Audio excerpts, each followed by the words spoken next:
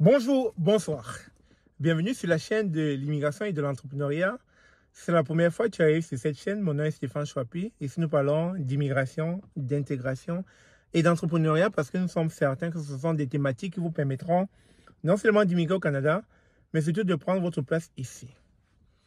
Alors, j'ai pas de bonnes nouvelles à vous annoncer ce jour. Mais néanmoins, vous savez, c'est une chaîne de transparence et je dois être transparent avec vous de ce qui est dit sur vous, sur nous. Les Québécois se plaignent de nous. Les Québécois se plaignent de vous. Et il y a une réalité ici, comme quoi les Québécois disent qu'ils ne comprennent pas comment plusieurs immigrants, tous confondus, arrivent au Canada, arrivent au Québec et veulent toujours vivre comme s'ils étaient dans leur pays d'origine. Ils sont plus capables.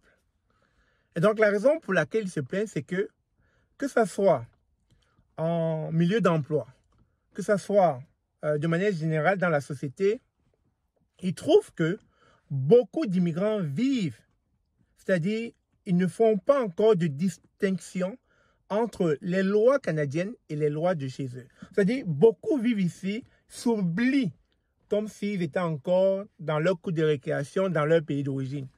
C'est-à-dire qu'ils oublient qu'ici, il y a des codes, il y a des lois et il va falloir s'y conformer. Par exemple, en milieu de travail, vous savez, c'est interdit de prendre son téléphone. C'est interdit de travailler à chaque fois en regardant son téléphone. Et très souvent, ce qu'ils constatent, c'est que beaucoup d'immigrants qui viennent soit d'Afrique ou qui viennent de l'Amérique latine ou l'Amérique du Sud, ont toujours leur téléphone en main, toujours en train de regarder son téléphone. Et ça, ils ont en horreur. Ils ne comprennent pas comment vous pouvez travailler en manipulant votre téléphone. Et bien sûr, ils ont essayé de ne pas mettre tout le monde dans le même panier parce que vous savez, on dit tout le temps, il y a cet adage, il ne faut pas mettre tous les œufs dans le même panier. Mais, comme je l'ai dit encore tantôt, ils sont plus capables parce que selon eux, ce n'est pas une fois, ce n'est pas deux fois, ce n'est pas trois fois, ce n'est pas quatre fois, c'est plusieurs fois qu'ils constatent que les immigrants ont toujours cette tendance à vivre au Canada comme s'ils vivaient chez eux. Ils ont fait du Canada leur chez eux, mais pas leur chez eux comme si ils devraient se conformer aux lois canadiennes, mais leur chez eux comme s'ils étaient dans leur cours de récréation chez eux, dans le pays.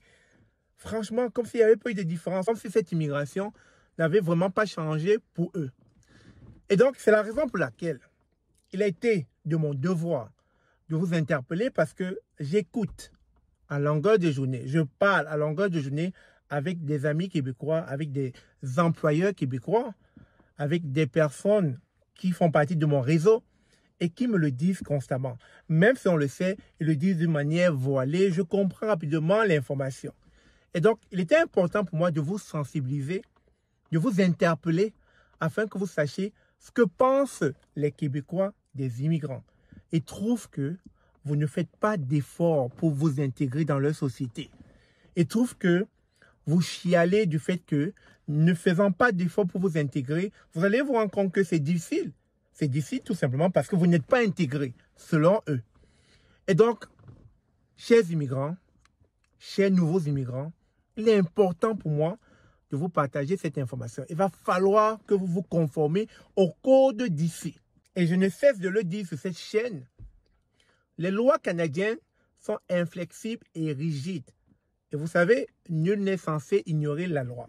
Parce que le jour où vous allez tomber dans les mailles du filet de cette loi-là, elle vous frappera. Et fortement, sans égard. Et en ce moment, vous vous rappellerez que vous êtes au Canada. Vous n'êtes pas dans votre pays d'origine. Vous êtes au Canada. Et je vais prendre rapidement un petit exemple, une petite anecdote. Vous savez, c'est bien beau de dire qu'on veut ouvrir un restaurant.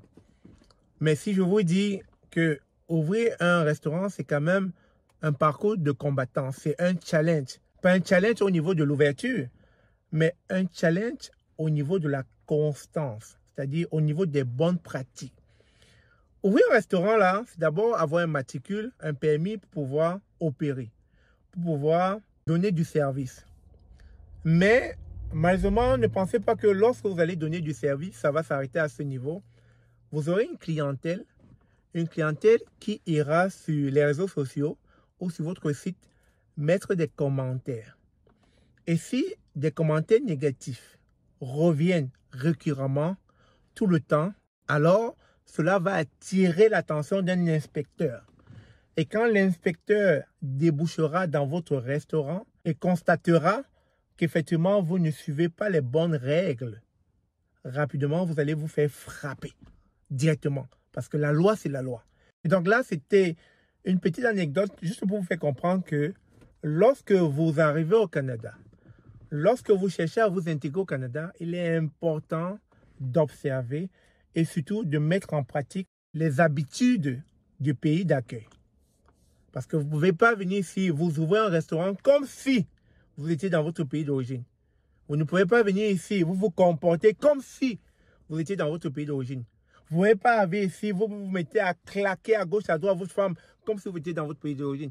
Vous ne pouvez pas arriver ici, vous commencez à insulter ou à crier ou à interpeller une femme dans la rue comme si vous étiez dans votre pays d'origine. Et même dans votre pays d'origine, on vous le dit, ce n'est juste pas tolérable. Donc sur ce, c'était un message très important que je tenais à vous partager ce jour parce que les Québécois commencent en avoir marre. Parce que pour eux, là, l'immigration, ils ne comprennent pas que les gens veulent immigrer, mais continuent à se comporter comme s'ils n'avaient pas changé de pays. Chers amis, vous avez changé de pays et c'est la raison pour laquelle il est important de changer de mindset. Et nous offrons justement à ce propos une conférence demain, ce samedi, et c'est la toute dernière minute. Il y a encore des billets. Il n'y a plus de billets VIP, mais il y a encore des billets. Prenez rapidement votre place afin de venir écouter quelles sont les bonnes pratiques à faire lorsqu'on arrive dans un nouveau pays. Et aussi, une intégration bien réussie est une façon de bien prendre sa place dans le pays d'accueil. Sur ce, merci encore d'avoir écouté. Mettez en application ce que je viens de vous dire. À bon entendeur, salut, je vous aime comme d'habitude. On se dit demain à la conférence à Montréal.